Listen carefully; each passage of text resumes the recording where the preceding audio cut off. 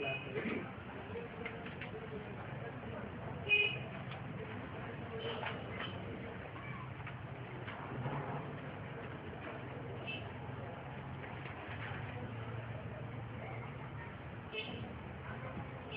जून 1968 जब बच्चे और बाप एक दो में मिलते हैं, एक दो से नजर मिलाते हैं और मिलेंगे तो नजर तो जरूर मिलेगी।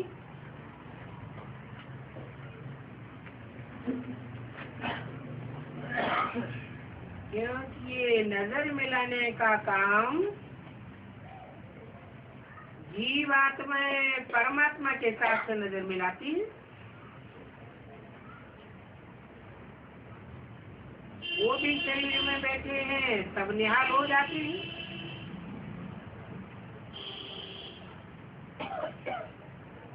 और जब निहाल नहीं थे तो बेहाल थे। बच्चे समझते भी हैं, बाप जब आते हैं तो हम सारे विश्व के मालिक बनते हैं। ड्रामा के प्लान अनुसार 5000 वर्ष पहले मिसल तुमको ये बाप मिला है और तुम अंदर में समझते हो कि हम अभी विश्व के मालिक बनते हैं।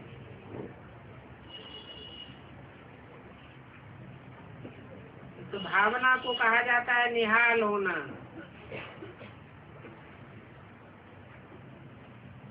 तुम हर 5000 वर्ष के बाद निहाल होते हो, बाप से नजर मिला करके।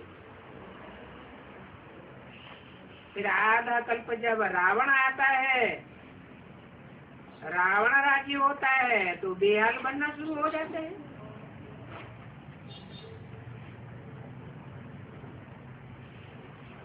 ये खेल है, ये खेल निहाल और बेहाल होने का अच्छी रीति बुद्धि में बैठ जाना चाहिए।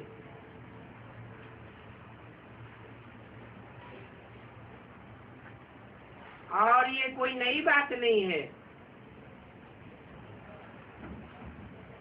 एक ही अक्षर से समझने की बात है।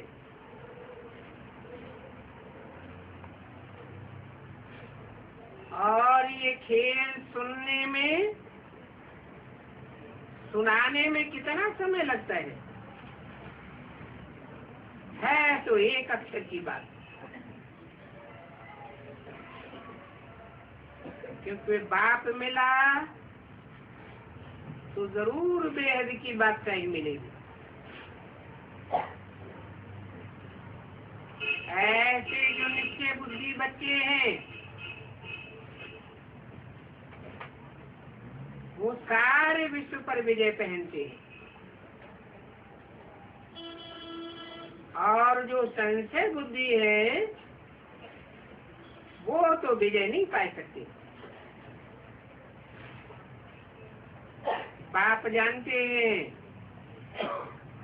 कि भक्ति मार्ग में तुमने बहुत टाइम वेस्ट किया,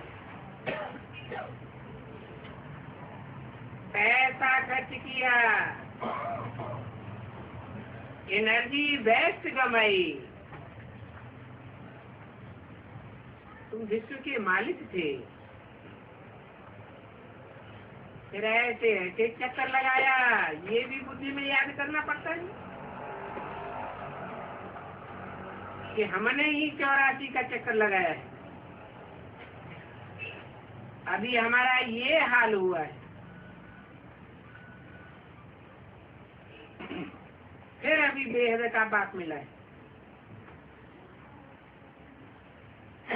जो बाप नजर से निहाल कर देते हैं और हमें विश्व का मालिक बनाते हैं, तो बाप को याद करना है और चक्र को फिराना है। इसमें मुझने की तो बात ही नहीं है। बाप मिला बाप का निश्चय हुआ तो जरूर बेहद के वर्षे का निश्चय हुआ। और अगर बाप में ही संशय हुआ तो फिर वर्षा मिलेगा कैसे? ये तो बिल्कुल समझने की बातें हैं। और कोई भी शास्त्र आदि में सहज राजयोग की बात नहीं है। ऐसा कोई भी वेद शास्त्र ग्रंथ आदि नहीं है जिसमें ये सहज राजयोग की बात समझाई गई हो।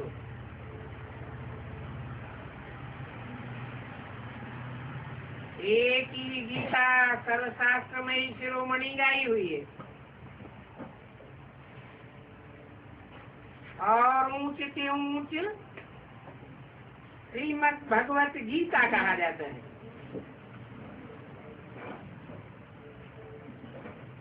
भगवत गीता अर्थात भगवान की गाई हुई, बाकी सभी है रचना। बाप रचैता तुमको जो सुनाते हैं उससे तुम प्रारब्ध पाते हो। फिर जहाँ प्रारब्ध पाते हो वहाँ सचिव में तो कोई शास्त्र आदि नहीं होते। अभी ये सभी शास्त्र है भक्ति मार्ग के, और इन शास्त्रों से फायदा कुछ भी नहीं हुआ, क्योंकि वो शास्त्र मनुष्य ही बनाते हैं, भगवान तो बनाते नहीं है।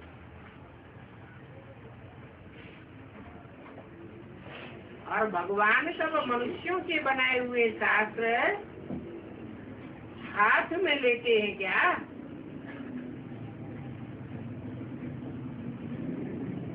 भगवान तो हाथ में ले नहीं सकता।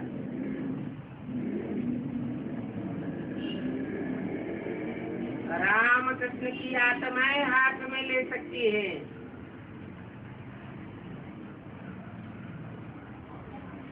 बाकी शिव भगवान का कोई बाप टीचर गुरु है क्या? वो तो खुद ही सुप्रीम ज्ञान का सागर है। और तो सब आत्माएं जन्म मरण के चक्र में आती है तो भूल जाती है।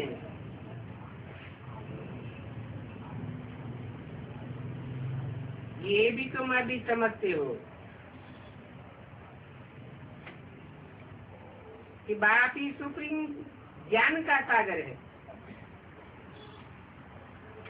और कोई भी विद्वान आचार्य पंडित कुछ नहीं जानते।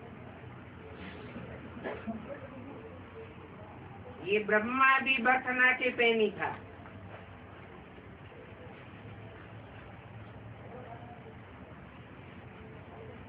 ये रथ जो है बहुत जन्मों के अंत में बरसनाटे पैनी बन गया है।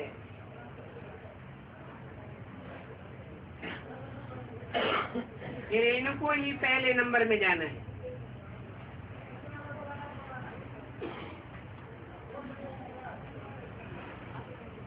इसलिए इनमें ही प्रवेश करना है।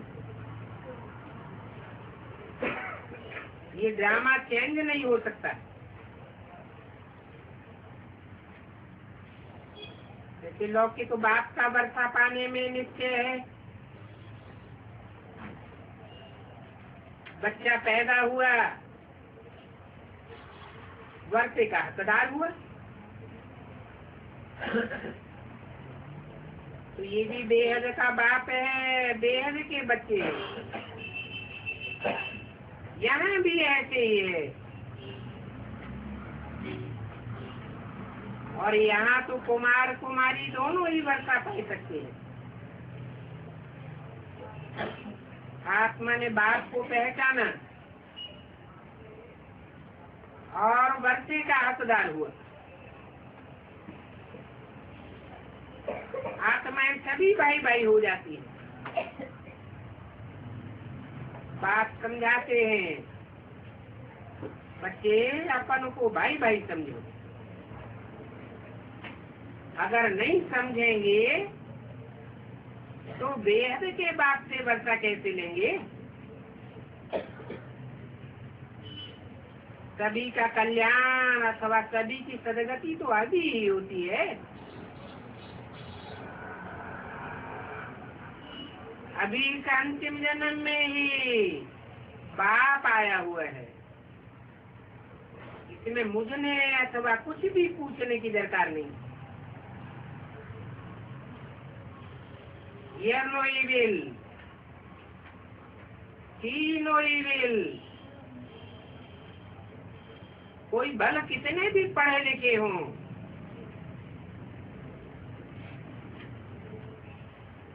परंतु वह बाप के आगे बोलो नहीं।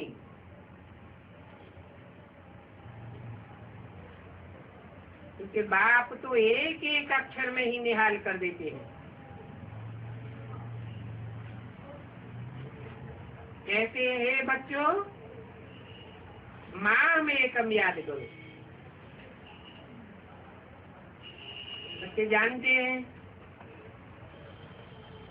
कि बाप ही तो सृष्टि को बदलने वाला है, नई सृष्टि रचने वाला है। पुरानी दुनिया खत्म हो जाती है,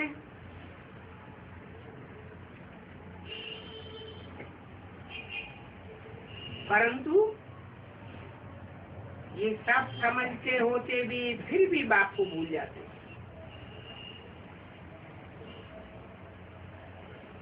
बार बार भूलते हैं, इसलिए बाप को भी यहाँ ठहरना पड़ता है।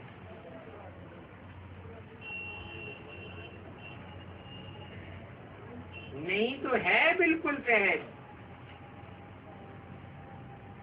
बाप का परिचय भी मिला। 84 का चक्र समझाया।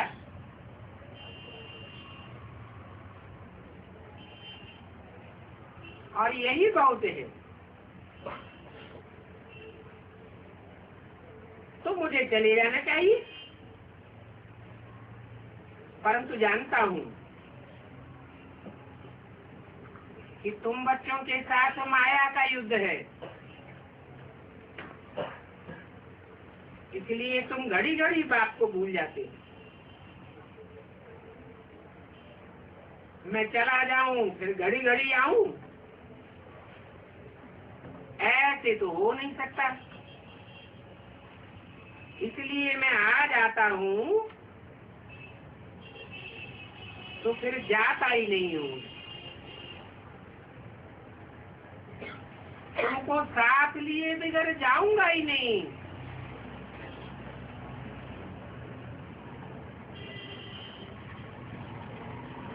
क्योंकि बाप का बच्चों के साथ लब है ना। बाप कहते मीठे बच्चे मुझे याद करो, तो तुम्हारे सारे पाप कट जाएंगे।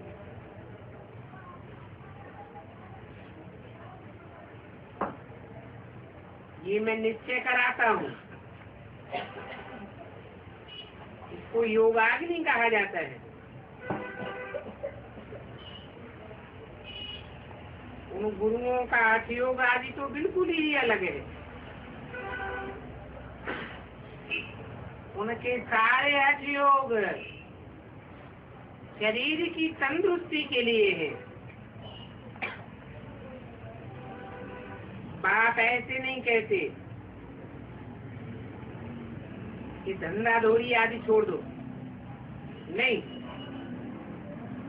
वो भी बल करो, सिर्फ मुझे याद करो। मेरे सिवाय और सभी की याद भुलाई दो। बल अपने घर में रहो, खाओ पियो, सभी कुछ करो। नर्तक की वाणी का दूसरा एक तो पवित्र रहो और दैवी गुण धारण करो। और खान पान भी जैसा देवताओं का होता है वैसा खाओ।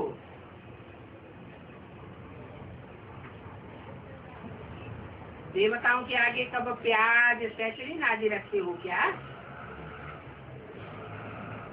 चाय भी तो नहीं पिलाते हो।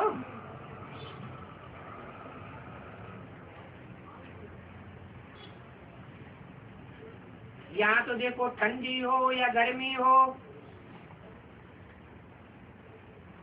बच्चे चाय जरूर पीते हैं। कहाँ की बात बताई?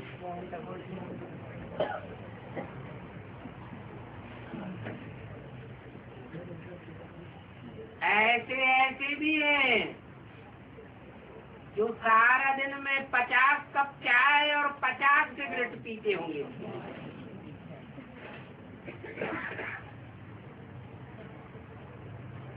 एक आदत पड़ जाती है।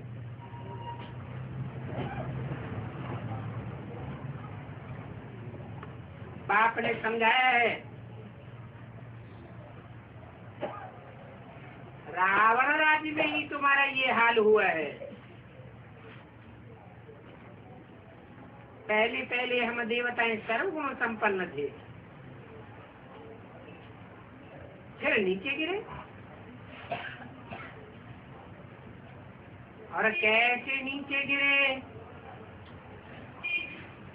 ये तो समझाना बहुत ही सहज है। कोई बच्चे फिर बहाना बनाते हैं,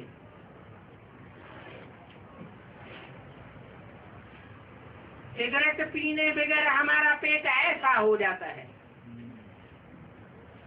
हमको यह तकलीफ हो जाती है।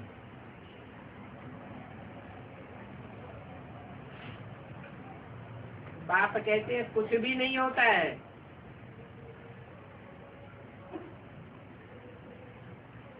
क्योंकि किसी को बीमारी आदि होती है तो वैद्य लोग भी दवाई देते हैं ना। बाप कहते हैं बच्चे ये अंतिम जन्म है, सारे हिसाब किताब यही चुकतू करके फिर निरोगी बन जाते।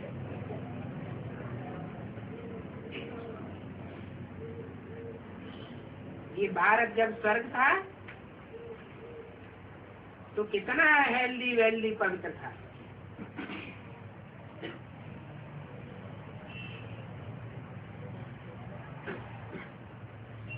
ख्याल तो करो इसके बारे में, भारत के बारे में। क्या ख्याल करने की बात बताई? जब भारत स्वर्ग था सभी स्थिति में सब टिके हुए थे,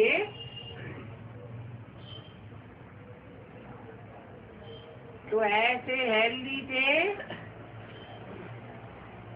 जो कोई भी दवा आदि कराने की दरकार नहीं थी। इतने धनवान थे कि कोई भी धंधा आदि करने की दरकार नहीं थी,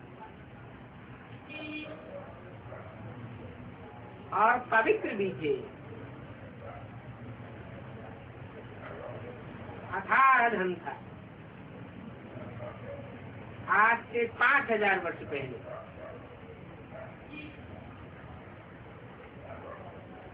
और उस समय तुम ही विश्व के मालिक थे।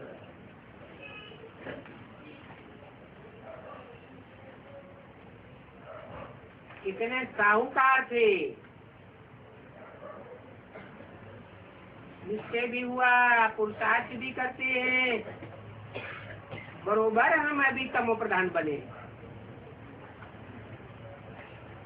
तो ड्रामा प्लान अनुसार अभी फिर से हम सतो प्रधान कैसे बने? तो बाप बहुत सहज उपाय बताते हैं। कहते हैं तुमको देवता जरूर बनना है और पुरुषार्थ भी आगे पीछे जरूर करेंगे श्रीमत पर। पहले से ही सीमत पर चलने लग पड़ेंगे। बाद में चलेंगे।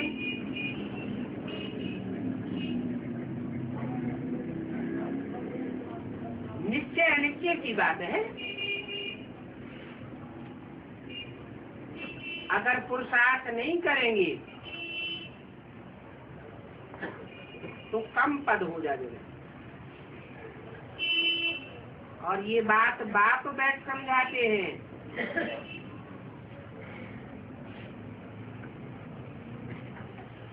तुम आत्मा भी जरूर हो। पहले तुम आत्माएं हो मेरे बच्चे, फिर यहाँ इस सृष्टि पर पार्ट बजाने आए हो ड्रामा प्लान अनुसार। 84 जन्म लेकर के तुम पार्ट बजाते हो। इस पार्ट बजाते बजाते ये सारा झाड़ जड़ीभूत हो गया। ये सारी विश्व पुरानी हो गई। पहले पहले नई विश्व अर्थात नई दुनिया थी। उस समय ये लक्ष्मी नारायण राज ही करते थे।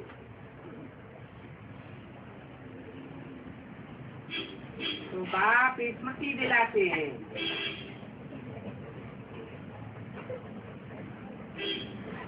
कि तुम ऐसे राज्य में थे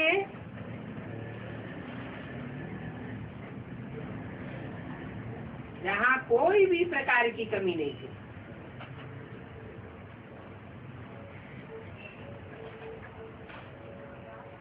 तुम ही मेरे बच्चे थे, तुमने ही 84 जन्म लिए।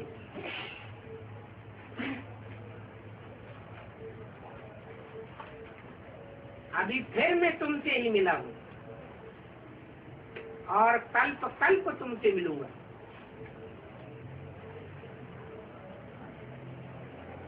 अभी तुम बच्चों को अपना गवाया हुआ राज्य मिलता है।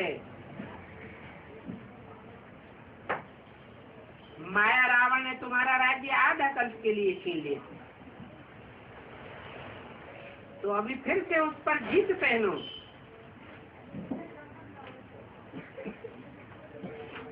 और ये जीत पाने में खर्चा आदि कुछ भी नहीं।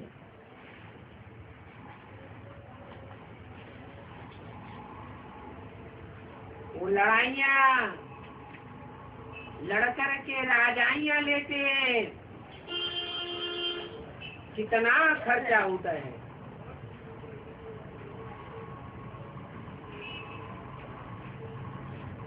वास्तव में रावण ने जब तुम्हारे से राज्य छीना तो भी कोई खर्चा व लड़ाई आदि थोड़े ही हुआ, कुछ भी नहीं। सिर्फ दैवी गुणों वाले के बदले आसुरी गुण वाले बन पड़े। वो है ही आसुरी संप्रदाय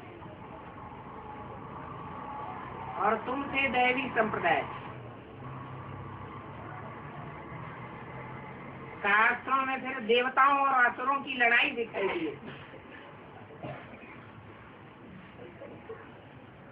अब देवताएं होते हैं सत्युग त्रेता में, राक्षस होते हैं कलयुग में। उनकी लड़ाई कैसे हुई? जब बाप आते हैं देवात्माओं का पाठ बजाने वाले और असुरों का पाठ बजाने वाले, दोनों की रिहर्सल होती है।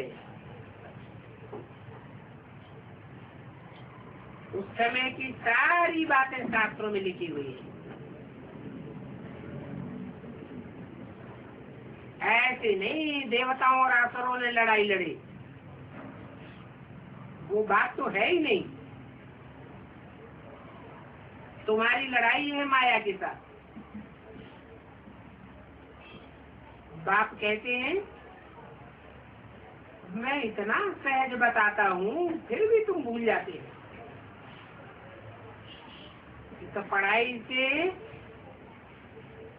तुम मनुष्य से देवता डबल से ताज बनते हो।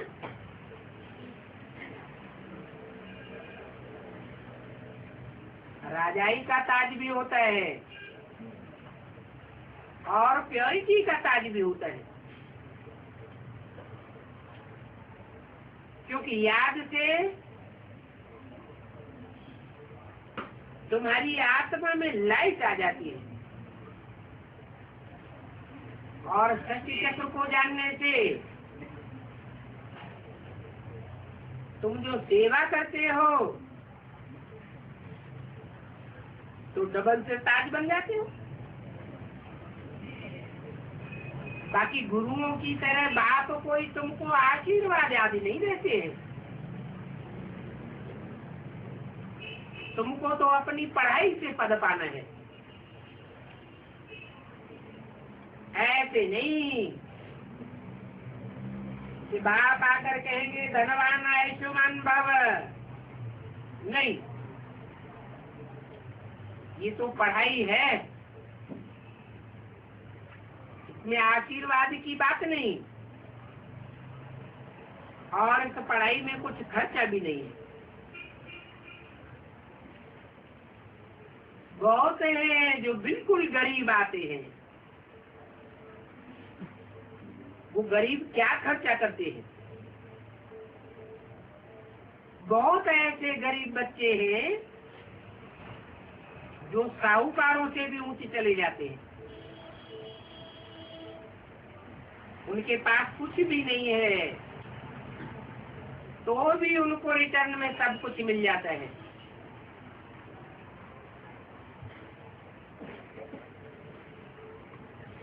ये सारी बात बाप बैठ समझाते हैं। बाप कहते हैं बच्चे, यहाँ बात तो एक ही है अलग की,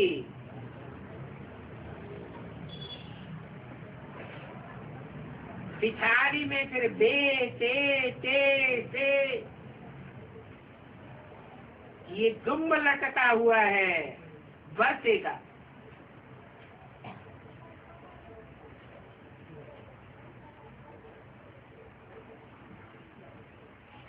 नंबरवार है ना,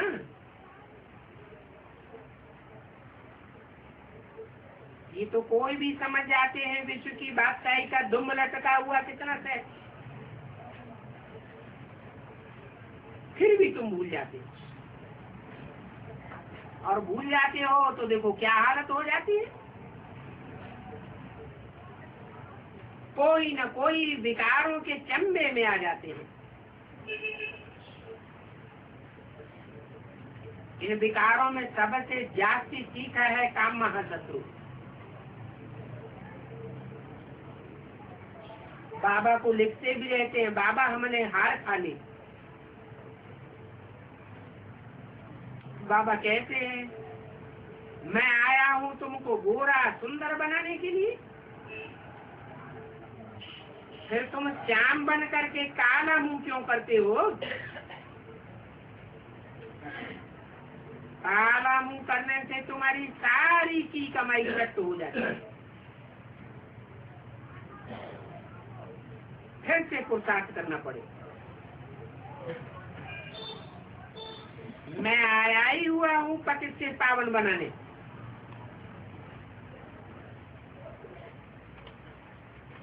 ये बच्चू बादशाह पीरू वजीर की कहानी है ना।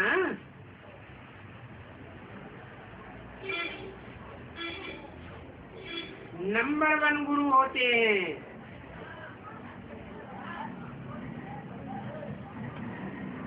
और माया भी बड़ी हूर है।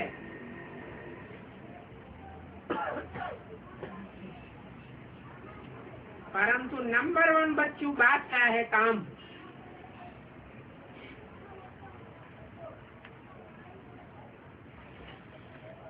क्रोध है पीरू वजीर,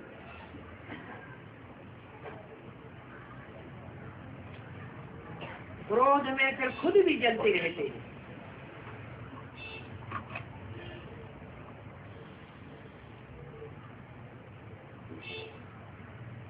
दूसरे को भी जलाते हैं।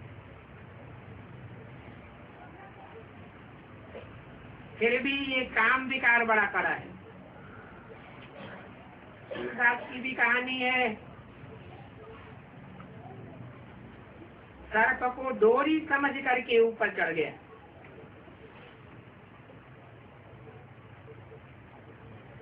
विकार में गिरा। फिर बाद में उनको समझ में आया हम कितना बड़ा पापात्मा बन गया।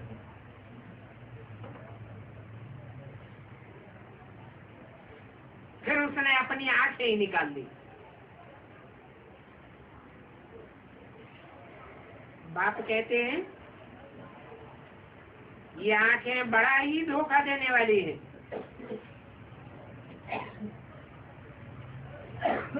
इसलिए तुमको ये आंखें निकाल ज्ञान का तीसरा नेत्रधारी बनाता हूँ। तो अपने को आत्मा समझो। हम सभी आत्मा भाई भाई हैं। ऐसे समझने से तो शरीर का भान नहीं रहेगा।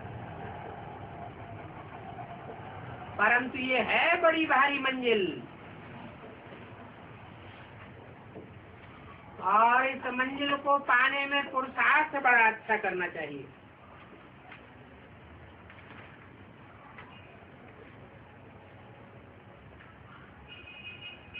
तीन और छठी वाणी का तीसरा पेज।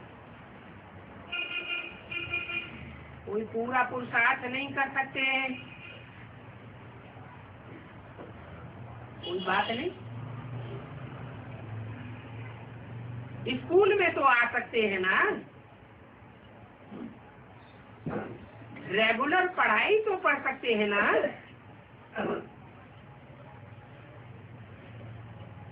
स्कूल में कोई स्कॉलरशिप भी मिलती है। जो अच्छे पास होते हैं उनको इनाम भी मिलता है। ये लक्ष्मी नारायण हैं,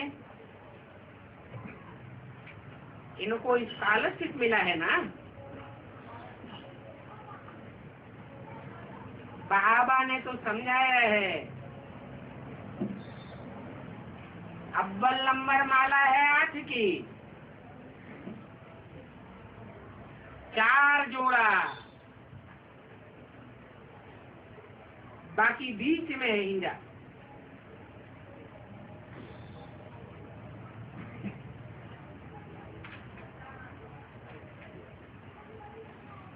उनको गिना नहीं जाता। 8 युगल हैं, जिनके लिए कहते हैं 8 रत्न पहनो। कहते तो हैं, परंतु कोई भी साधु संत आदि इसका राज नहीं जानते माला का, कि माला की ये मणके कौन है।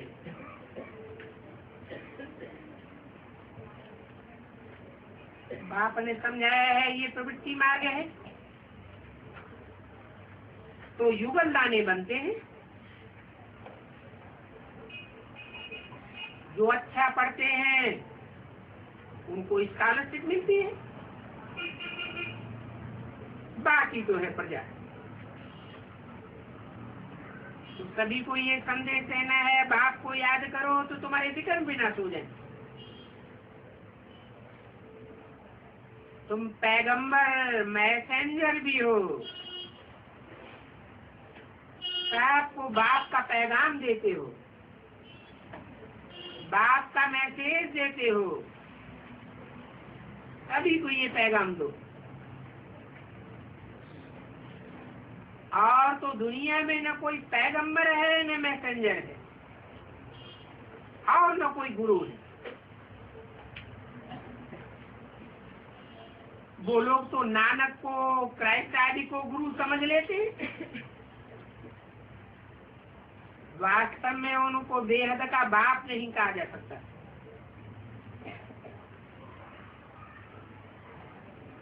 सारी सृष्टि का क्रिएटर तो एक ही बाप है। और बाप ही इस शक्ति रूपी मकान को बदल करके नया बना देंगे।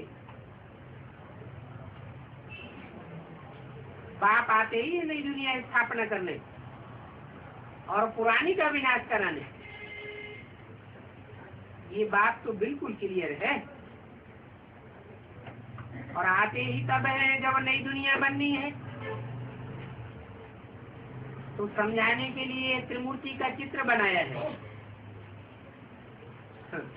परंतु जो चित्र त्रिमूर्ति का बनाया है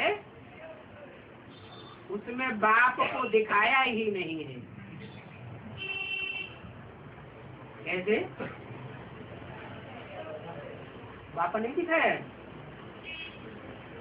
बिंदु बिंदु आत्माओं का बाप तीन मूर्तियों के ऊपर नहीं रखा हुआ है?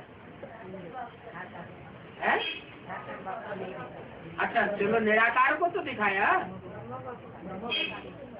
निराकार को दिखाया, लेकिन निराकार सृष्टि का रचयिता नहीं हो सकता। ब्रह्मा विष्णु शंकर क्रिएशन को दिखाया है और क्रिएटर तो है ही नहीं।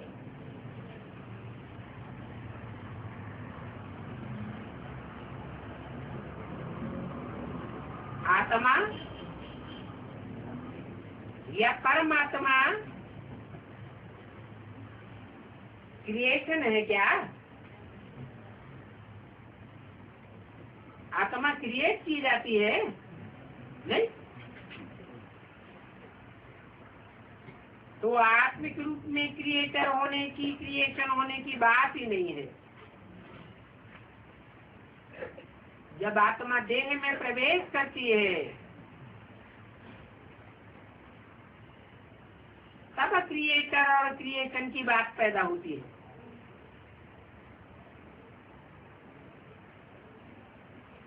ब्रह्मा विष्णु शंकर है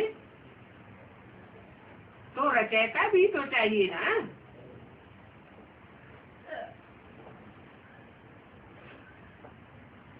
अभी तुम बच्चों ने समझा है कि बाप है रचयिता,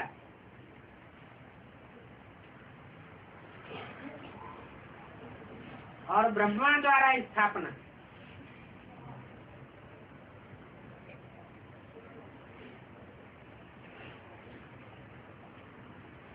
इनको भगवान नहीं कहा जाता है, इनको ब्रह्मा को।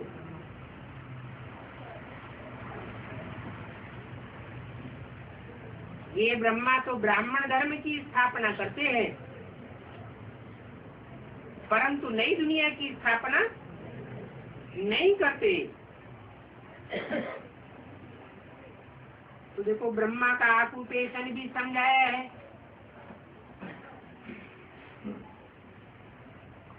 बाप कहते मैं इनके बहुत जन्मों के अंतिम जन्म में वानप्रस्थ अवस्था में आता हूँ। तो क्या वो भगवान हुआ या देवता हुआ?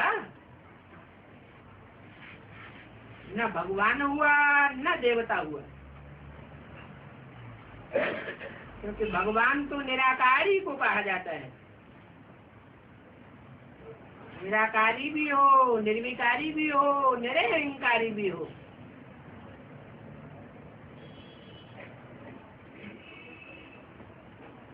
ये तो पतित है और तुम पुलाते भी हो कि ये पतित पावन इस पतित दुनिया में आओ। तो फिर पतित शरीर में ही आकर के तुमको पावन बनाता हूँ।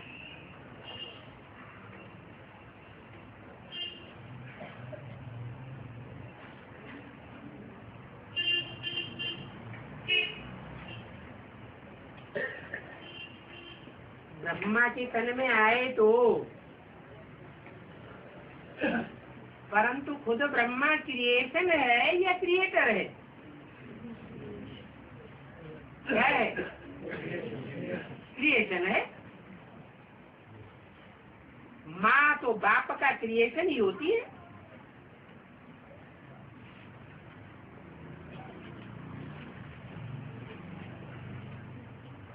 तो ब्रह्मा द्वारा कोई पावन बना क्या? नहीं। फिर भी कहते हैं कि पतित दुनिया में आता हूँ, पतित शरीर में आता हूँ, और ऐसे नहीं कि ज्ञान सुना करके चला जाऊं, आकर के फिर तुमको पावन बनाता हूँ।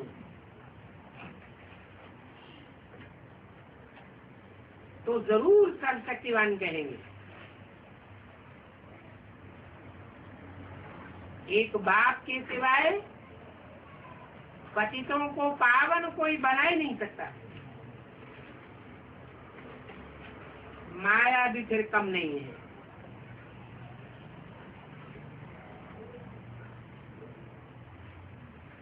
तमो प्रधान पतित कैसे बनते हैं, ये भी कोई समझते थोड़ा ही है। जैसे शिव का चित्र है, वैसे रावण का भी चित्र है।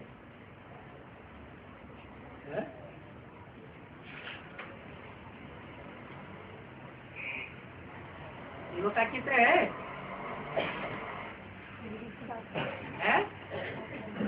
शिव तो बिंदी का नाम है,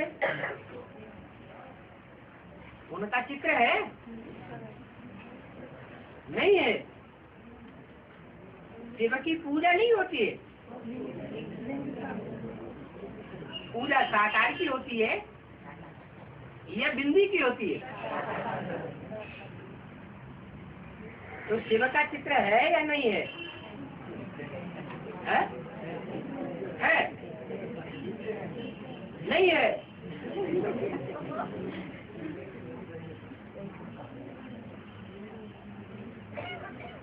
बल कहते हैं कि मेरा नाम शिव है और मेरी बिंदी का ही नाम शिव है, परंतु शिव का अर्थ क्या है? कल्याणकारी। तो क्या बिंदु रूप में ठहर करके कल्याण करता हूँ? कल्याण और अकल्याण तो साकार के द्वारा ही होता है। तो जिस पतित तन में प्रवेश करता हूँ, वो पुरुषार्थ की अंतिम स्टेज में शिव बाप समान स्थिति को धारण कर लेता है। निराकारी, निर्विकारी, निरहंकारी। तो शिव और शंकर को मिलाई दिया है और कोई देवता को नहीं मिलाते हैं। ये बोला कि शिव का भी चित्र है तो रावण का भी चित्र है। शिव को कितने मुख दिखाए हैं? एक मुख दिखाते हैं। और रावण को 10 सिर दिखाते हैं। और जलाते रावण को हैं, शिव को जलाते नहीं है, क्योंकि जो बहुत दुख देते हैं उनका पुतला बना करके जलाया जाता है।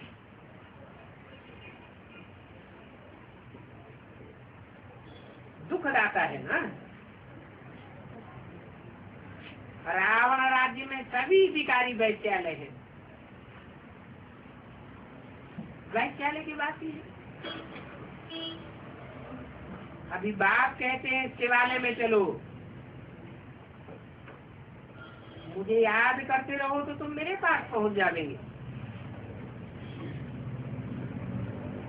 माया याद में ही बहुत बिगड़ डालती है।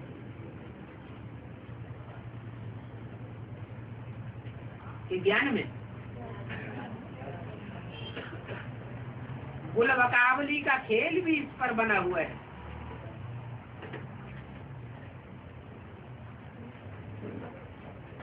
तुम हरेक आत्मा का रूप भी है, बहुत सूक्ष्म है, परंतु है तो जरूर ना।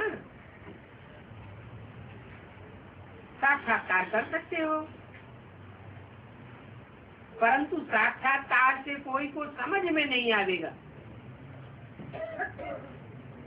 फायर फ्लाई से भी बहुत महीन इस आत्मा को जाना जा सकता है, इन आंखों से देखा नहीं जा सकता। ये परमात्मा कहते हो तो उनको देखा है क्या? जैसे उनको जाना है वैसे ही आत्मा को भी जाना जाता है। ये आत्मा कौन सा पार्ट बजाने वाली है, कौन सा पार्टधारी है? बल आत्मा को दिव्य दृष्टि से देखा जा सकता है,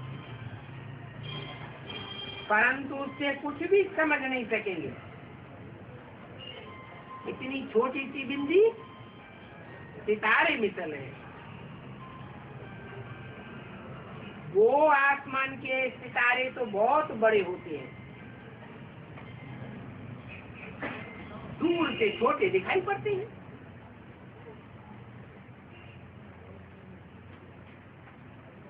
चंद्रमा ऊपर में बहुत बड़ा है,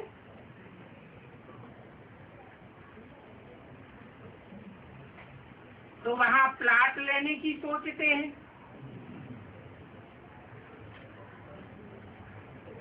परंतु ऐसा कुछ भी हो नहीं सकता। इसको कहा जाता है माया का अति घमंड।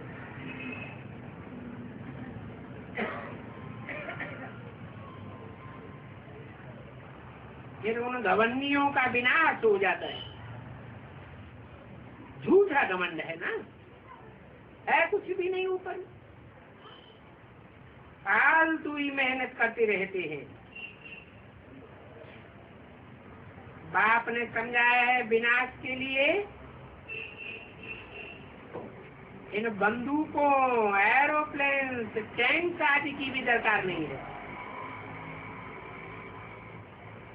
है?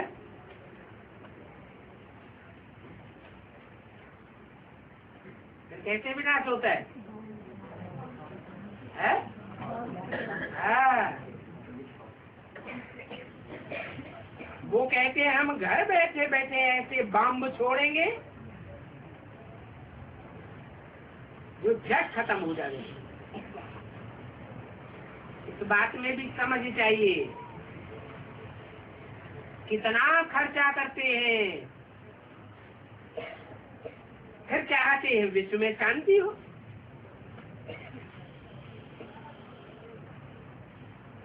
तो विनाश के लिए या विश्व में शांति के लिए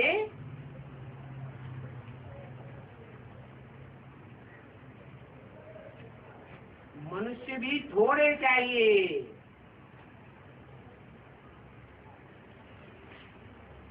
500-700 करोड़ मनुष्यों के बीच में शांति होगी क्या?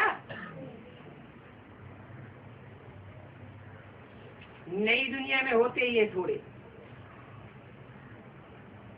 अब ये पुरानी दुनिया बदल ली है, याद की यात्रा में तुमको कितना टाइम लगता है?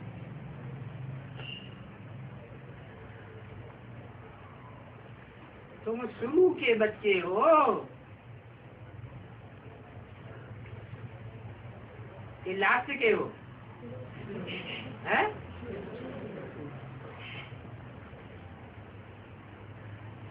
फिर तुम योग में अपन को पास समझते हो? पूछा, शुरू के हो, पुराने से पुराने हो, तो याद में पास हो जाना चाहिए ना।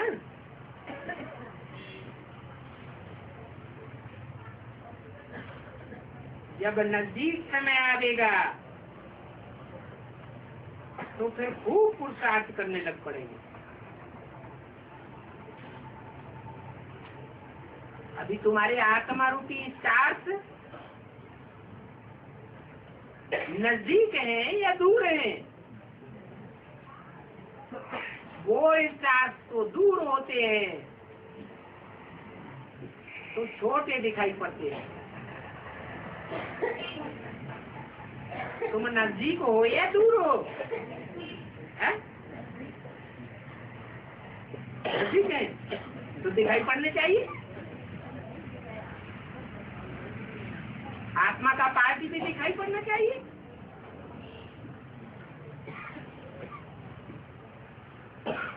स्कूल में जब इम्तिहान के दिन होते हैं तो बच्चे पढ़ाई में बड़ी जोर से लग जाते हैं,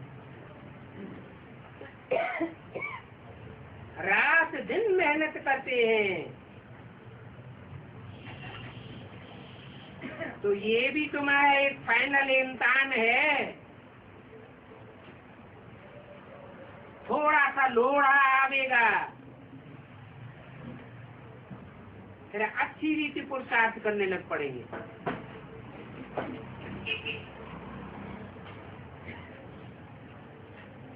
तो दुनिया से ही वैराग आ जाएगा। पक्का समझ जाएंगे कि ये रिहर्सल हो रही है।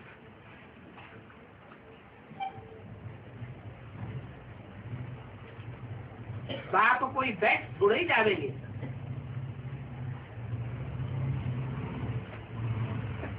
फिर तुम जोर से पुरुषार्थ करने लग पड़ेगे।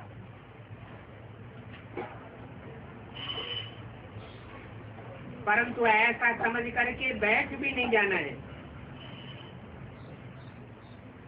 अभी से ही पुरुषार्थ शुरू कर देना है। जो जो तुम बच्चों ने दिव्य दृष्टि से देखा है, तो पुरानी दुनिया का विनाश, नई दुनिया की स्थापना, वो फिर इन आंखों से भी देखेंगे।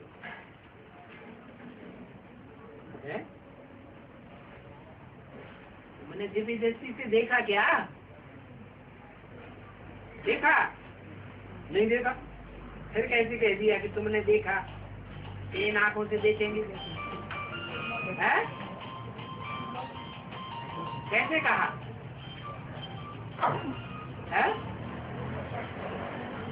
अरे यज्ञ के आदि में तुम बच्चे ही थे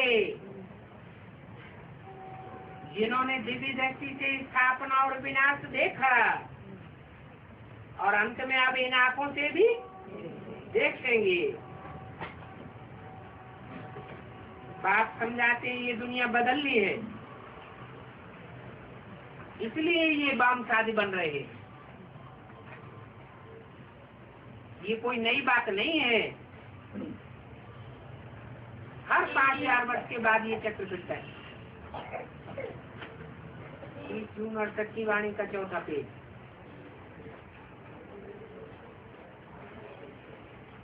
एक एक आत्मा की एक्टिविटी में कोई भी फर्क नहीं पड़ सकता।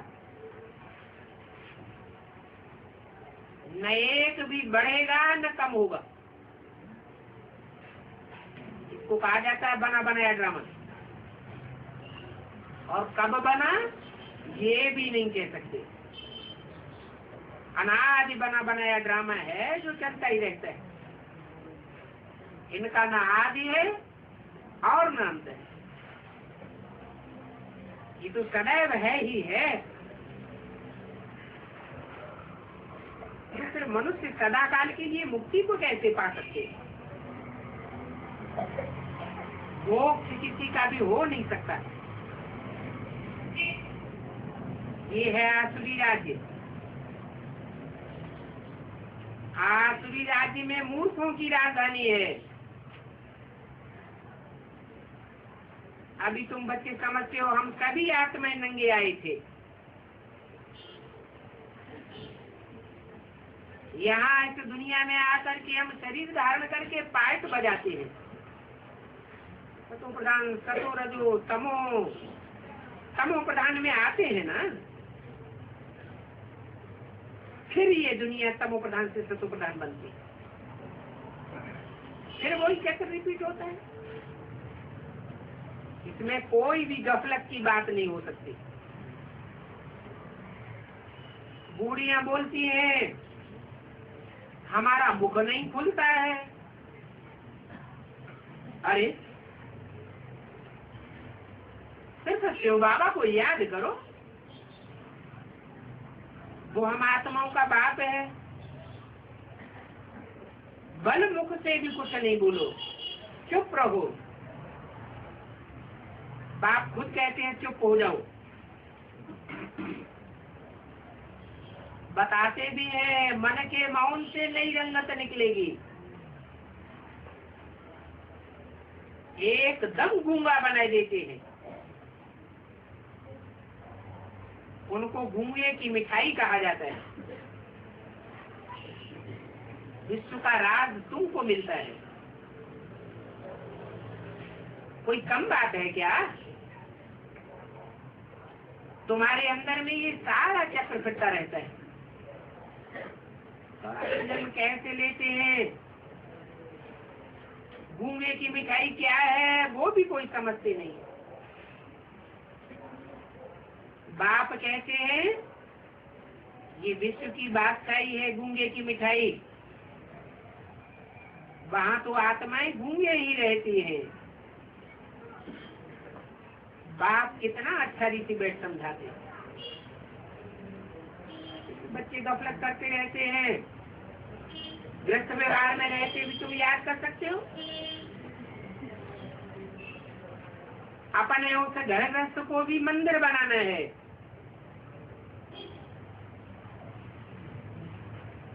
जो भी आवे उसको पैगाम देते रहो। ऐसे मंदिर बनावेंगे। कौन सा मंदिर?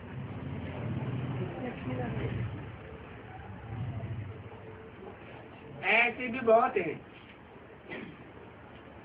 खुद बानेली है, दूसरों को ज्ञान दे करके आप सामान बनाए देती है। तो ऐसे मत समझो कि बांधेली सर्विस नहीं कर सकती है। वो भी सर्विस करती है।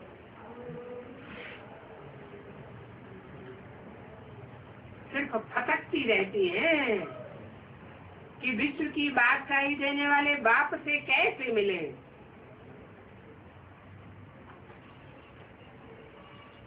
अबलाओं पर बहुत बंधन आते हैं, अत्याचार होते हैं। और कहाँ भी कोई सत्संग आदि में ऐसे अत्याचार नहीं होते। ढेर के ढेर सत्संगों में जाते हैं। कोई भी कहाँ भी जाने की मना नहीं करते।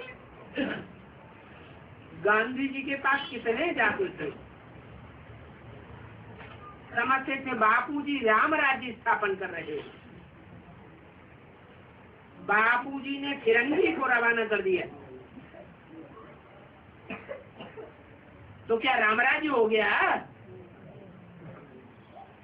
बाप कहते हैं राम राज्य तो क्या और ही रावण राज्य हो गया।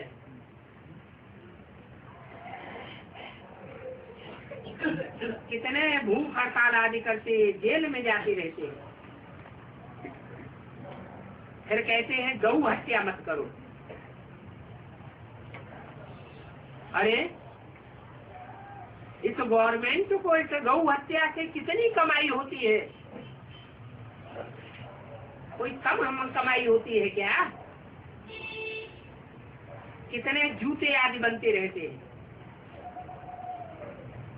गवर्नमेंट समझेगी इतनी कमाई, इतनी आमदनी हमारी बंद हो जाएगी और फिर शहर शहर में गौशाला रखनी पड़ेगी।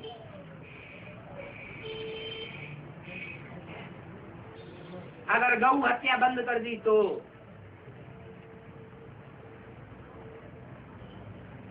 फिर उन गौशालाओं में गौओं को खिलाना पड़ेगा।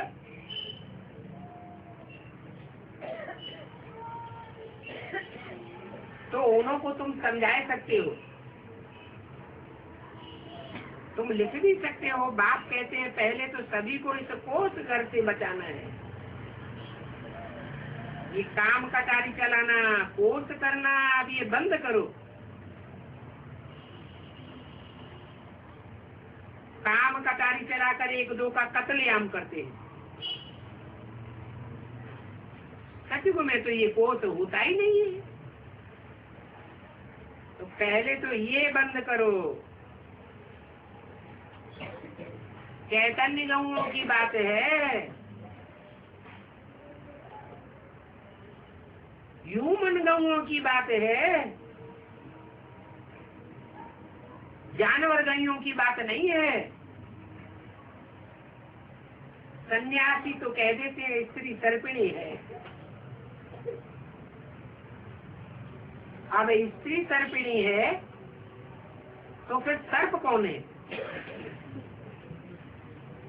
अपना नाम नहीं लेते, स्त्री की इंसल्ट करते हैं। और कितनी इंसल्ट करते हैं।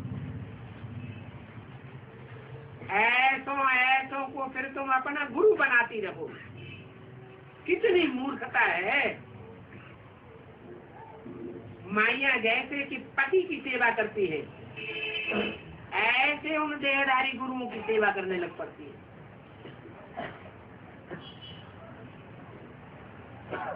सन्यासियों के पांव धोकर उसको चरणामृत समझ करके पीती है। कितना अधर्म हो गया है। ये भगवान कहते हैं मैं इन साधुओं का भी उद्धार करता हूँ।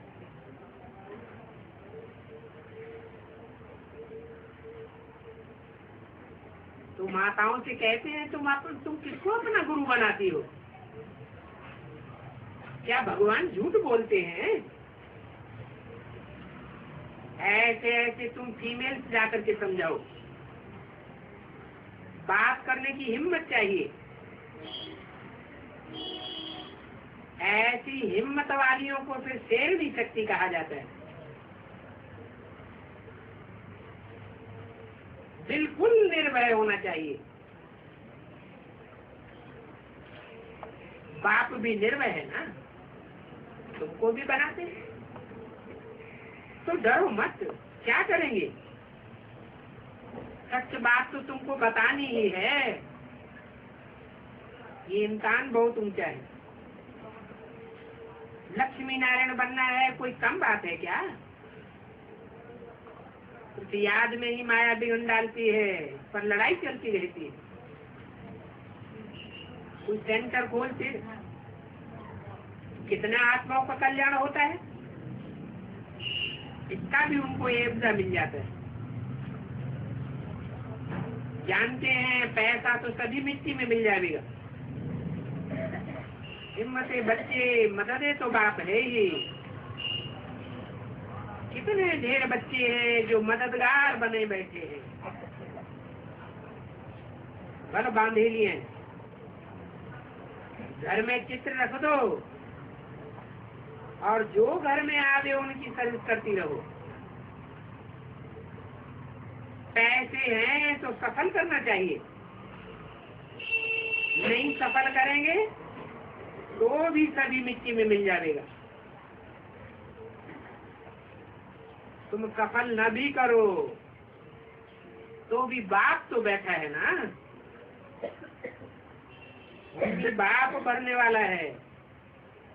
अच्छा, मीठे मीठे सिकिल बच्चों को रूहानी बाप दादा का याद 4 गुड मॉर्निंग।